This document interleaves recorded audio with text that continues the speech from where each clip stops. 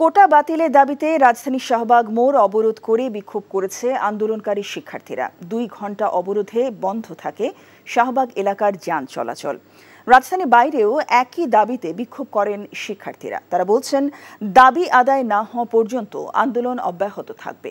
এদিকে কোটা ব্যবস্থা পুনর্বহালের দাবিতে সমাবেশ ও বিক্ষোভ করছে মুক্তিযুদ্ধ মঞ্চ সহ কয়েকটি সংগঠন। আবির আহমেদের রিপোর্ট। এখন জন্ম সনদ দিয়ে খোলো বিকাশ স্টুডেন্ট অ্যাকাউন্ট। নিজের বিকাশ নিজে কর।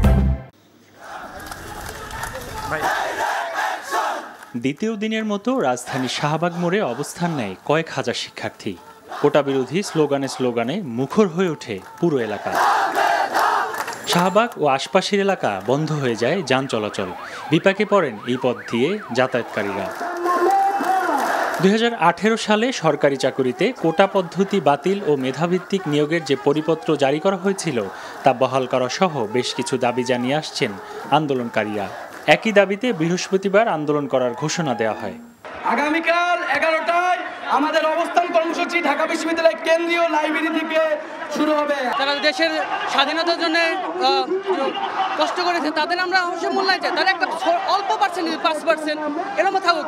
তাই 100%-এর ভিতরে যদি 56 জন লোকই চলে যায় ওটার ভিতরে, তাহলে আমাদের মেধাটা কোথায় হলো? মেধার মূল্যায়নটা আসলে কোথায় হলো? আগামীকাল রায় হওয়ার কথা রয়েছে।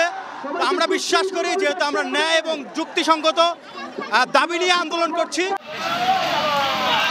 সরকারি চাকরিতে কোটা পদ্ধতি বাতিলের দাবিতে জাহাঙ্গীরনগর বিশ্ববিদ্যালয় ও বরিশাল বিশ্ববিদ্যালয়ে বিক্ষোভ করেন শিক্ষার্থীরা। আর ময়মনসিংহ কৃষি বিশ্ববিদ্যালয়ের শিক্ষার্থীরা রেললাইন অবরোধ করে বিক্ষোভ করেন।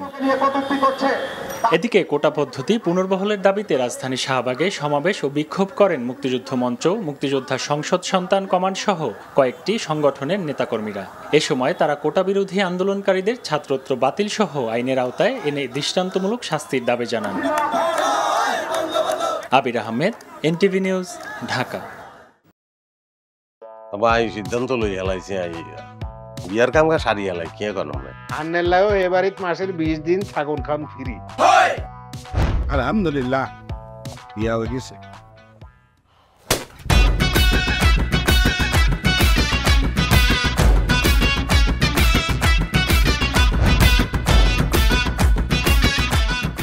জীবনে কোনোদিন হুইনছেন লাউ আর কচুলই পোলার হইর বাড়িত কেউ গেছে? আর কথার বাইরে যদি এক পা আপনি যান, আই আন্নেরে সুজা তালাক দিদিমু, বুঝছেন নি? ভাইয়া কিছু টিয়া পয়সা দেন। কামড় দে আরে খাই পেলা, লবণ দিয়ে আরে খাই পেলা। আই চাই না আর জামাই ঘর জামাই থাক, আন্নে আমারে আন্নেকো বাড়িতে লই চলেন। হায় আল্লাহ রে, কাশেম কাশেম আমনেরে বহায় বহায় খাওয়াইতে পারতাম না, আমি কাম করি খান। এরে কাম করছি নি খেতে কোনোদিন নাই। আচ্ছা আর জীবনটা লই তুই এরকম চিনিমিনি কিল্লি। তুই কি আর হোলারে বিয়ের দি হোর বাড়িতে আড়াইছ না জেলখানা ঢুকেছিস? অন আরে তো ওই বাড়িতে একবার যাইতে হতো না, কিনলে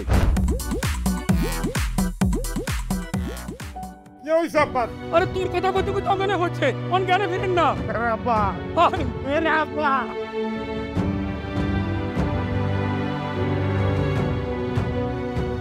ওরে আর ডঙ্গের কথা রে, আমরা বলি স্বামী স্ত্রী। শুনেন, আন্নে আর কাগজের স্বামী, মনে প্রাণে ন। সরি আন্নে কালকে হলো আইগারে এতিমের লাইন হালাইতে চলে গেছেন। এত রান্না টিয়া পয়সা ক্যাশ কিচ্ছু দিয়ে যান না। ভাই আর আব্বুল্লাহকে একবেলা কথা কইছেন, না হাইলে কলজে হাঁড়ি মরি যাইও ভাই। ব্যাকের লই মিলিমিশি কেমনে থাকুন যায়, কেমনে শান্তিতে থাকুন যায়, বাইসির কোনোদিন এমনি। তুই ঠিকই কইছিস বাজে, ঠিকই কইছিস। তুই আয়সার লোকে করি আয় আর কোনোদিকে চাইবার সুযোগ হয় না, কোনোদিন ভাবিও না। অথচ মানুষ এই দুনিয়াত বাঁচতে গেলে আরো যে মানুষ লাগে সেটা তো আমি জানতাম না।